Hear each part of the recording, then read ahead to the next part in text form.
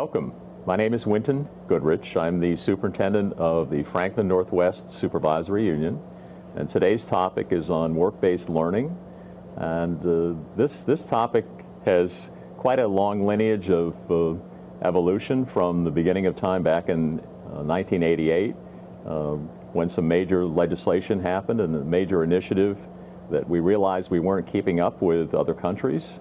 And at about that time, there was a publication, High Skills, Low Wages, that was produced that really began to change the evolution of what schools paid attention to and how they connected with employers. And I'll just say personally, I had an opportunity in the early 90s to work as the director of the Vermont Chamber of Commerce Business Education Partnerships. And we worked throughout the state. We were the only state chamber of commerce in the country that made that connection with schools and with companies. And it's quite impressive today that we now have a state law entitled Act 77. We have lots of acts that keep us busy, like Act 46 and many others. But Act 77 requires that all schools in grades 7 through 12 connect with businesses through internships, through job shadowing, and there's a set of standards that are important for schools to figure out with their business partners how we're going to get it done. And I'm just going to share a couple of those with you. One is that all schools have to hire a work-based learning coordinator. Our school, Missisquoi Valley Union, one of 5 high schools in the Franklin and Grand Isle area, have a work-based learning coordinator. In fact, I have a meeting with Richard Barwin this afternoon in a continuation of how we're building our program. But all schools have to hire a WBL, or work-based learning coordinator. These people connect with businesses, they develop relationships, they place students. Also, we're developing personalized learning plans. And for many students in our supervisory union, 400 of our 2,000 students have individualized education plans. The personal learning plan is something that every student has. And so that's one of the big changes. We're looking at more the deliverables of proficiencies. In other words, it's not seat time anymore. It's what you can do, when you can do it, and how you can do it in the workforce itself. And we're also having to comply with the legal, health, and safety issues that businesses address all the time. With me today, and I'm going to introduce Kathy Lavoie. Kathy is a former legislator. She is the person, she's the glue that holds this whole process together. And Kathy's going to talk with us a little bit about the development of a work-based learning hub. Again, we have a lot of students that are going to be wanting to access our companies. And legally, schools have to do this. Kathy's going to talk with us about businesses don't. So it's critical about the relationship that we've always been working with, but even more important these days. So, Kathy, Great. Tell us what we need to know. Okay, thank you, Win. As Win said, I've been doing the activity of the Training Interns and Partnering Success Grant for through the Vermont Department of Labor. Now, this is our 11th year, and much of that activity has involved the direct placement of individuals into the workplace, either full or part-time, into an internship, paid internship program, into possibly a higher education training program like an apprenticeship program, or anything that a young adult may go on to pursue after high school. And within our high schools for years, we have had career exploration type programs. MVU, I helped MVU back and Mary Hartman 11 years ago to write that first grant to start the career exploration program there at MVU, and that has continued to instruct many of our students. And in fact, I believe MVU was the first high school that, as part of that, spurred the conversation around a requirement for graduation for personal finance. Mm-hmm. So MVU, I believe, was the first in the state. And that's only a small example of all of the things that comes along with that work-based learning experience. So in the region now, as Win said, there's a whole lot of people now that are getting involved in that work-based learning experience. As many of you know, of course, our two technical centers, both Northwest Technical Center and Cold Hollow Career Center, have been doing their co-op experience forever. And they really are the organizations that have perfected that. But the work-based learning experience within our high schools are a little bit different. And with that comes some different laws and some different requirements. As a region, we recognize, one of the first things I recognized is that Act 77 is an educational law. It is not a business law. And yet we know that our employers for many years have enjoyed the benefit and the experience of allowing young adults into their workplace for a meaningful experience. Co-op education, of course, is one of those. But now we will have a whole host of people like me that are knocking on the doors of employers looking to give that experience to those young adults. So we have to make sure as a region that we're prepared to do that as efficiently and as effectively as we can, and that we work with our employers to give them the tools that they need so that that the young adults have a good experience. Of course, for the employer, most of these experiences won't give them an immediate result, but it is part of their true, sincere willingness to build that workforce of the future. But we also know, too, and I think in a moment Kathi Terami here will tell you as well, we know, hearing from employers, that there is a huge benefit to the individual on that workplace floor, in that workplace setting, that is working directly with the students, and the benefit that they get of pride in the job that they do. Oftentimes we've heard it gives them new encouragement for going into their workplace every day and for doing everything that they do. So we know there is an immediate benefit for those specific employees. So as a region, my grant for this year, I've been, this region and the WIB has been blessed to have gotten 11 grants through the Vermont Department of Learning. That is the Training and Intern Partnering for Success grant. And this year, part of my grant will be to focus on a work-based learning hub for the region. That is being done so that we can coordinate what we're doing and how we're doing it for the region, both so that your work-based learning coordinators in your schools can be efficient and not have to worry about some stuff, as well as the employers not getting too many knocks on their doors. So to that end, I have always done tours within the business setting, and to the best of my ability, gathering a good capacity throughout the schools and mixes. So that when we go in for a tour, it's a nice size and they get a good experience. So we'll continue to do organized tours in various industries in the region. We will continue to do, or ramp up, I should say, our panels, that we'll be doing industry panels in the region. I'm hoping to, the week of February 5th, have multiple panels in one place at Community College of Vermont, open up the doors for multiple industry panels, hoping that the kids within our schools can sign up for whichever panel or panels that they want, and that they'll be bussed in to get that experience in that way. And that we'll be doing, we're now doing Financial Literacy Day within our schools. BFA just completed their Financial Literacy Day, which is a great experience through the business and professional women. And we will be doing one at MVU in May. Mm-hmm. And then next year I am meeting with, I have already met with what I call the Northern Tier, the really northern tier, which is Enosburg, Cold Hollow Career Center, and Richford High School, to deliver a Financial Literacy Day next year. And in March, we'll be doing our Career Exploration Day. So the part of the hub is that we do everything that we can do together, we do, mm-hmm. and things that we need to do separately as a school, that I work and others work to make sure it's easy for those work-based learning coordinators to reach out.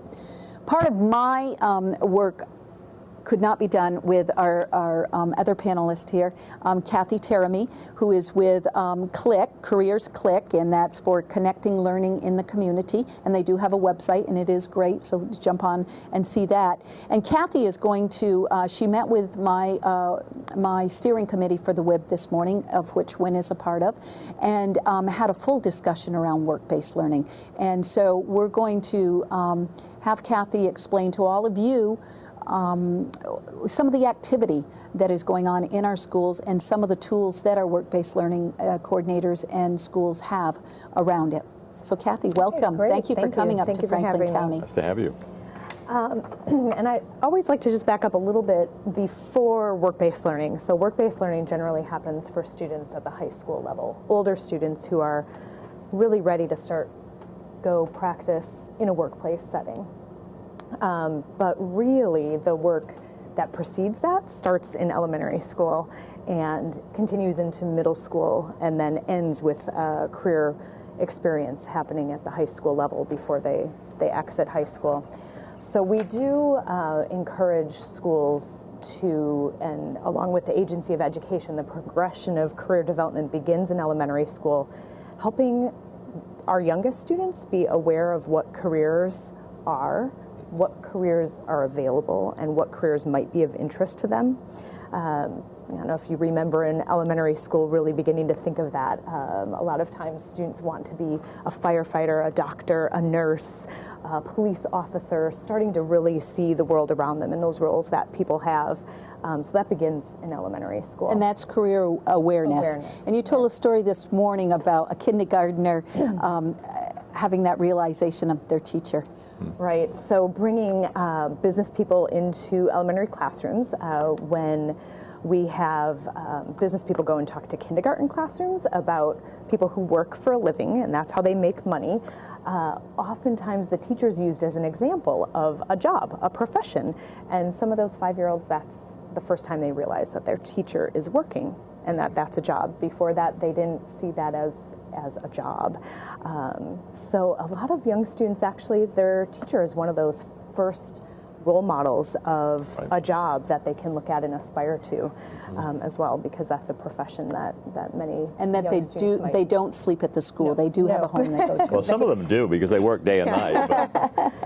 Yeah. So just really building that awareness, not asking elementary students to pick what career they want to pursue and put them on that path that early, but just awareness. What do their parents do? What do their neighbors do? What do their friends' parents do? The people around them. Some elementary schools do simple things about looking at all of the jobs within a school. The food services, the building maintenance, and sometimes beyond the school too, finding out not only what their principal is doing in the school, but what their superintendent does in the business office, and just learning about that.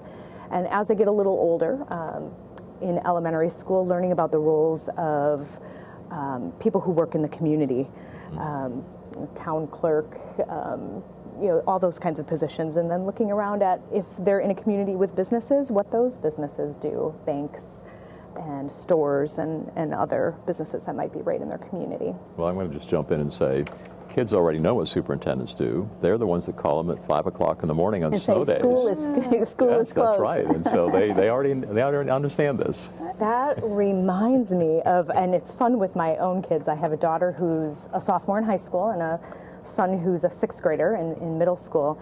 And last year on a wintry night, where it was starting to snow and he was wishing for a school closing day, he did one of those, when I grow up, I want to be a superintendent. See, I told you, that's my case. I said, you do? Well, why? That's the first time I'd heard it. He said, I can cancel school. That's it. So yep, so knew that. So it's fun watching young people as they grow, what their aspirations are. But it's more than that. The Agency of Education and your organization specifically have set up what that progression of career should be. So at the first level, we talked about career awareness, which is grades K through 5. And the next level is considered career exploration, grades 6 through 8. Tell us a little bit about that. In middle school, that's generally the time that it's important to have students starting to explore their actual interests, what they're interested in, what they're good at, what kind of setting they're most comfortable in and they excel in. So a lot of middle schools do things with students that start getting at how do they work best, and that can apply to a classroom setting, how they learn best as well. Do they like working indoors or outdoors? Do they like working with groups of people or independently? Do they like working with humans or with animals? Do they like working with numbers, computers? So really helping students start to explore some of that and then giving them some chances to go out into the community and explore that through possibly job shadowing, industry tours, really short-term experiences where they can have a chance to see some of those interests in action. Again, if a student in middle school goes on a job shadow experience, it doesn't have to be the end career goal that they're looking for, but it could be just something in their community where they can go out and see what a day of work is like. Exactly. And where their interests might relate to that. And sometimes students, through job shadowing, they might solidify their interests, or they might realize they're interested in something else. The young adults I work with, we always say it's equally as valuable to find out what they don't want to do as it is to find out what they do want to do. And so you've got to provide that opportunity. And then at the third level, of course, is career application, and that's typically grades 9 through 12. And that's where the work-based learning coordinator positions come in within our high schools at this time. Absolutely. So that's most high school students will end up in some kind of job while they're in high school to help start saving up for college, to help pay for their first car, or to put gas in that car or insure that car. So it's really good for high schools to look at ways to help students become career ready, work ready, ready for that first job, and then hopefully through work-based learning programs to give them a chance to experience an internship, or through a tech center, maybe a co-op or career work experience, whatever it might be, some kind of supervised and guided work-based learning activity that they can do in high school. Not every student will do that, but the hope is that every student has an opportunity to do that. And Act 77, that is really what at the heart of the law is, that every high school provide a setting in which the opportunity could be there for an individual student to have that work, that internship type experience. So you piqued my interest. I happened to scan this this manual, which is the TIPS manual, and one of the ways to help students analyze what they like and what they're good at is the use of Howard Gardner's multiple intelligences analysis, and it's really broken down into 7 categories. Do they like through literature to learn? Do they like through math? They learn better there. Do they learn through music or kinesthetic through physical activity? Different children, different students have a different interest, and so part of what these school to work programs are looking at is, what do you think? What is a passion that you have, and then how can we help tailor that into a job for you in the future? And here's the irony of all of this. Our international statistics look at, we're going to have 14 different jobs throughout our work career, and probably 2 or 3 different domains. So what we're preparing children for right now is not likely to be their life profession. My first job was making butter and cheese in Cabot Creamery, and that was a good job, and I gained some skills from that, but that's not what I ended up doing. But it's these transferable skills that they build on the different requisite skills that are important to any company, and life's direction and all of this will work its way out. So this is really giving them the opportunity to make those connections. That's right, and Wynn mentioned transferable skills. Over the years, the name for that has changed quite a bit. I work with employers often, and they're talking about those soft skills. And the point I think you make earlier, Kathy, with my group is that they're really the most critical, the most foundational skills, and they're not that soft. You know, they are the skill sets that are required in any job, no matter your profession, no matter your position. And the TIPS curriculum comes along with that transferable skill list, each way that it's applied in the workplace. And in fact, they are indeed tied back to proficiency-based learning, correct? Is that how that works? Correct. So the TIPS internship program, which is statewide, it's last year was in 30 high schools in Vermont, and 300 students participated, as did 200 employers in the state. So it's a really wonderful way for schools to access a structured internship program. And one aspect of that the TIPS program is that there's a curriculum available which both of you have referenced, that has lesson plans that help students prepare for their first internship or even their first paid job. It really suits either. And built into those lesson plans are the transferable skills, which are now required through the Agency of Education for students to be proficient in before they graduate high school. And yes, they could be called soft skills or critical skills or foundational skills. In this case, the agency has termed them transferable skills, skills that aren't job specific or a specific technical skill, but skills that can be applied to really any job, and they can transfer from one to the next. So for our audience, those examples are clear and effective communication, self-direction, creative and practical problem solving, responsible and involved citizenship, informed and integrative thinking. So as you can imagine, with those broad categories, there's a whole bunch of subsets beyond that. And Wynn mentioned as well about the fact that I'm in my 5th career. I'm not sure how many Wynn's been through, but I am in my 5th one.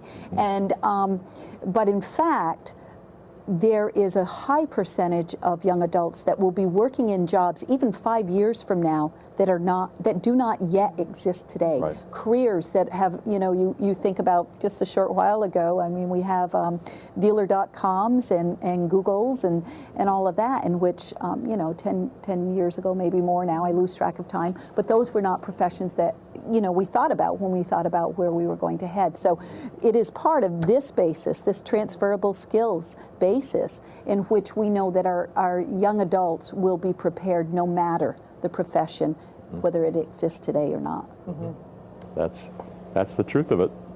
The Agency of Education used the National Partnership for 21st Century Learning to come up with this list of skills. Vermont is a P21 state, it's called, a member of that effort, where employers and educators from across the country came up with a common set of skills that would be valuable for every high school student to have by the time they graduate, and virtually every employer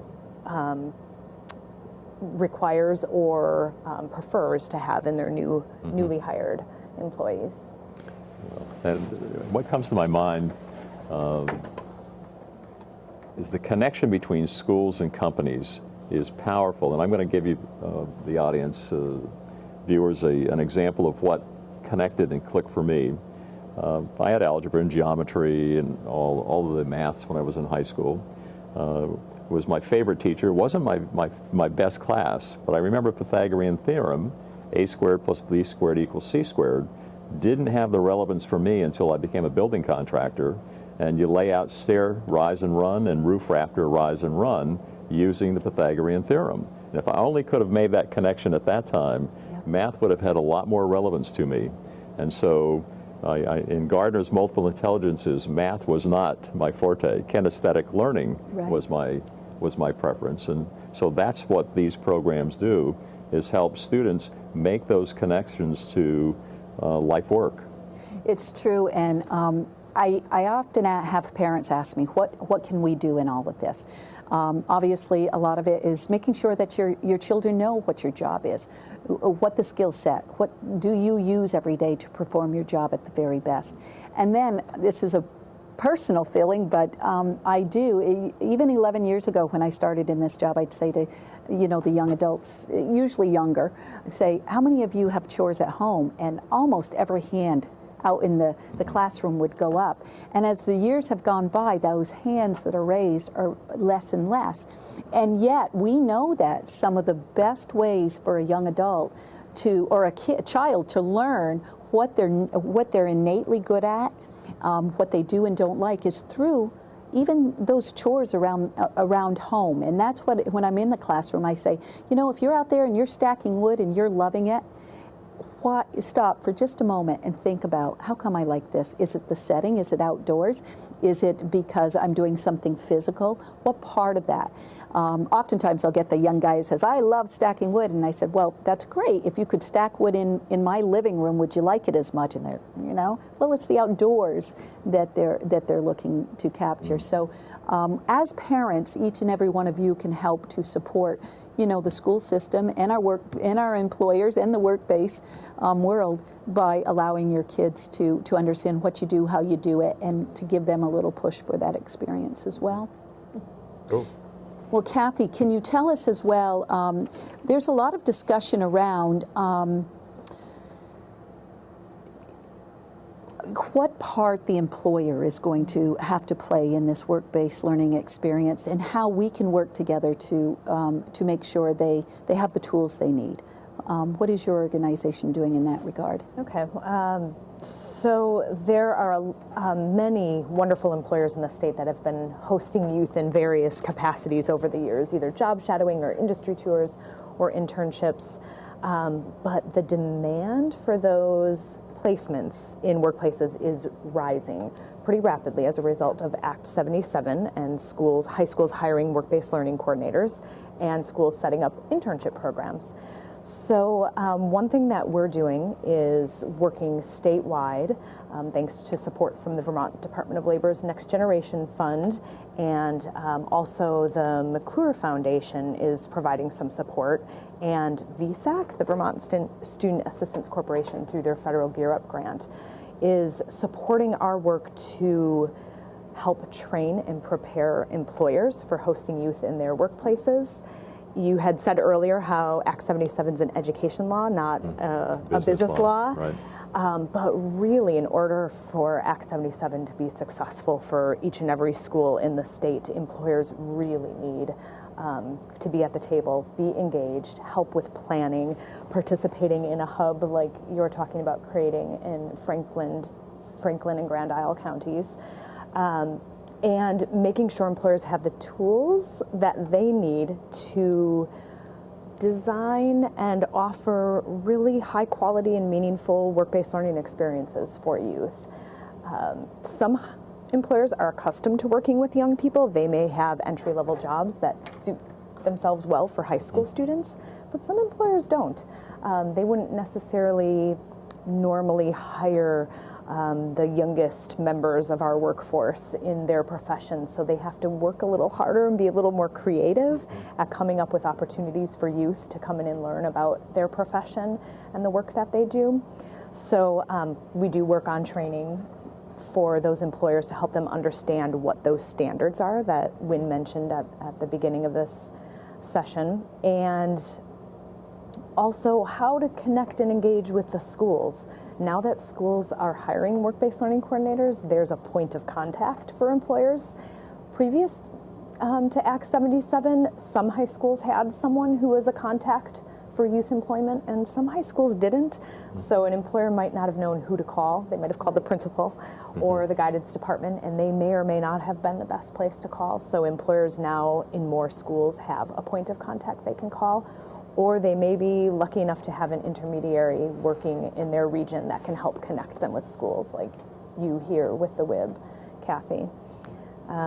So working on that training, working on increasing the number of employers hosting interns, helping build awareness of Act 77 and the role that they play in that. We are partnering with the Vermont Business Roundtable and the Vermont Society for Human Resource Managers, Vermont SHRM, on encouraging their members to host youth in their workplaces. So that's helping build that capacity. So here regionally, again, one of the things that the WIB will be working on with our work-based learning coordinators, and I'm sure Wynn will be involved as well as some of the other superintendents, is to be reaching out at to our local employers and actually hosting a training event. I attended one that Kathy had done for the Vermont Business Roundtable, and it was very worthwhile. The employers were very engaged in the conversation. And for some of them, they've been hesitant to have young adults in their workplace, and some of those apprehensions went away once some of the documents that you're able to provide them tell them exactly how it will work. And of course, part of that as well, when your work-based learning coordinator will have some requirements that the employer can help, or that the students will have to do that personal learning plan and proficiency, so that the employer is part of helping to decide if that work-based learning experience was beneficial for the student as well. Well, and I think back in my time when I was working in this field, we called them business education partnerships. And in order for a partnership there's got to be a benefit on both sides. Yes. And so as I reflect back, and Kathy certainly chime in here, what I see the benefit for business is they're having a tough time recruiting employees, especially for hard to fill positions in Vermont. If we can entice and excite students to want to go into a particular business that has a high skill, then there's some training that needs to happen when they're in school. Sometimes that's post-high school certifications, and sometimes it's college. Sometimes it's both. And every answer is right here. That's right. So the businesses benefit, the schools benefit, the students benefit, and those are the most healthy partnerships, and that's critical to making this work. And Kathy Lavoie's role in the Franklin Grand Isle area is to make sure that we don't overly inundate businesses so that they just don't want to be a partner with anyone, is that we parse it out so that everyone gets an equal shot at the different businesses and industries here. Absolutely. And of course, that one of the conversations we had is we will have young adults in this region, of course, in which we may not have an employer where their interest is directly there. And yet that work-based learning experience is still beneficial to them. Sure. Because just like me, they will have multiple careers, and who knows where that pathway might find them. Mm-hmm. We need to be conscious of that. And not every employer needs to host an intern to play a meaningful role in Act 77 and work-based learning. We had talked earlier about that progression of career development and just being a speaker in a classroom. That's right. Helping students practice interviewing, resume writing. It could be a 45-minute commitment to go into one class period to help with the TIPS program or other career development efforts in high schools, or just hosting a group of students on a short industry tour, giving them exposure to their field, especially if it's a field that's harder to bring a young person into if they have a minimum age requirement. Some employers can't have anyone working in their workplace if they're under the age of 18. So there are all different ways that employers can get involved and share their job opportunities that are available, and that's really one of the benefits we hear from a lot of employers participating, is making sure that students know before they graduate high school what job opportunities are right here in their own communities. Yep. Well, one of the things we learned this morning with Kathy's prior presentation, and it was Jim Naylor at the Northwest Tech, there's an encouragement for middle school students and early high school students to go to their local tech centers. 14 different career paths with programs in Northwest, similar kinds of numbers in other tech centers. Some have unique programs. I know that Hazen Union has a laser chainsaw forestry program where kids learn to cut down trees with lasers. These are a part of what this is about. I know that Burlington Tech Center has a helicopter repair program within their tech center. And students who have a desire to go into a program that is not offered in the local tech center have the opportunity to go to any tech center in the state that has a program like that. So a rich repository of the different skills can be explored and found in our local tech centers without actually having to go into businesses. That's right. And the other thing is, part of what Jim mentioned as well, is that we have, that 5th and 6th grader that just before they're making decisions heading off into high school can actually get a benefit from just touring the tech center programs, not even entering the programs, but going on a tour and seeing the various programs. They're being exposed to industry just by a tour of those technical centers. Yeah. So that's a value as well. Yep. Well, Kathy, is there anything else that, as a region, we're working hard here to be prepared for this and to support our kids and our schools and our educators and our businesses. From your experience, what are some of the things going on around the state? Okay, well, I do think that your region is doing an incredible job already, and I think it's safe to say probably ahead of some other regions. There are definitely regions in the state that don't have an organization like yours. So Franklin and Grand Isle has the Workforce Investment Board helping schools work towards Act 77's work-based learning requirements.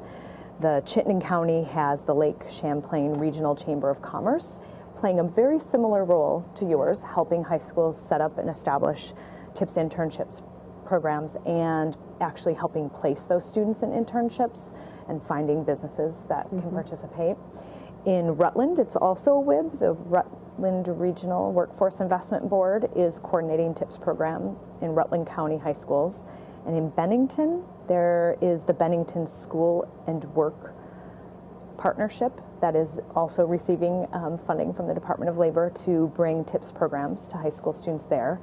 But that covers 5 counties. Right. So there are 9 other counties in the state that don't have an intermediary, someone doing what you're doing. So our organization is making the TIPS program available for free to any high schools in any of those counties, but they don't necessarily have an intermediary helping point them out to employers like you do here.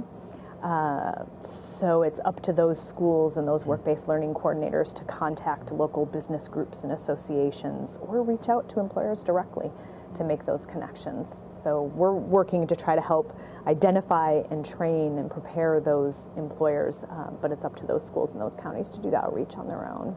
Oh, great. Yeah, so what you have happening up here and where you're headed with that hub is really in a fantastic direction. Well, great. We have a lot of partners here in Franklin County. I think we've always done well. You know, it would be tough to have this discussion without talking about the superintendents that are actively engaged into what's going on in their schools. We have, of course, Community College of Vermont sitting right here that works all the time with work-based type activities and with employers. VTC is up here as well, instructing some of the courses, some specifically through the WIB. And we have Franklin County Industrial Development Corp., Tim Smith, working actively on this as well. I'm afraid to forget. Oh, Vermont Adult Learning is here. Right. They're at the table. They, in fact, may be teaching the TIPS curriculum course as a course, a full course, so that will be interesting. We have the Restorative Justice Center, who as well is putting people out there for a second chance and helping to educate them and give them some sort of experience in the workplace too. Invoke Rehab. And Creative Workforce Solutions and Vocational Rehab as well, and they're attending our meetings because even though they may not be directly working with the schools, they are nonetheless tapping the same people, the same employers, and they know that they can benefit from the hub work that is going on. They've always been invited to the tours that I do. They've always been invited to the panel discussions that we do, Career Day. Well, the Career Expo. Yeah. There I go, the Career Expo they've always been invited to.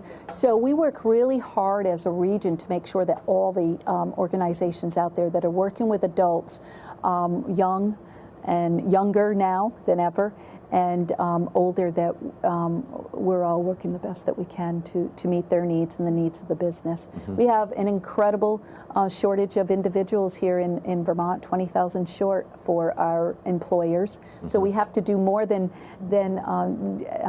just reach out to the ones that are here. Right. but we're working hard at it. Right, and I think one role we can play too is share things that are happening in different regions with other regions, and I'd love, as you develop the hub, to share that with other regions of the state to look at that that model of bringing everyone together to have those conversations on a regional level, to make sure that employers aren't inundated with too many calls from schools.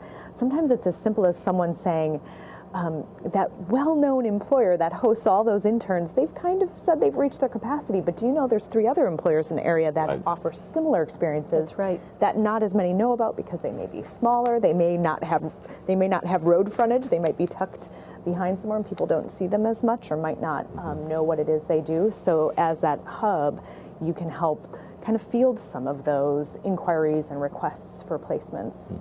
Yes. throughout your region. Great. Well, thank you. I guess, Wynn, in closing, I know that if you're a parent out there, certainly make sure to be engaged with your own kids on some of these. You can certainly do your own work-based learning type experiences. I know my kids had no choice. They went out and did some on our own. Yeah. And then if you're an employer, big or small, because if you're that small employer out there, that especially if you've got that unique trade that you're doing, you know, we'd love to work with you. Contact your local technical center or your local high school or the Workforce Investment Board, and and then look out for what we're going to be doing in the future around training our employers and bringing our work-based learning people together. I'll just close with this. As I'm sitting here hearing TIPS a number of times, I realize that there's at least 2 TIPS organizations in Franklin County.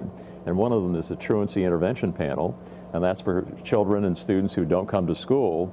And this TIPS is for training interns and partners for success.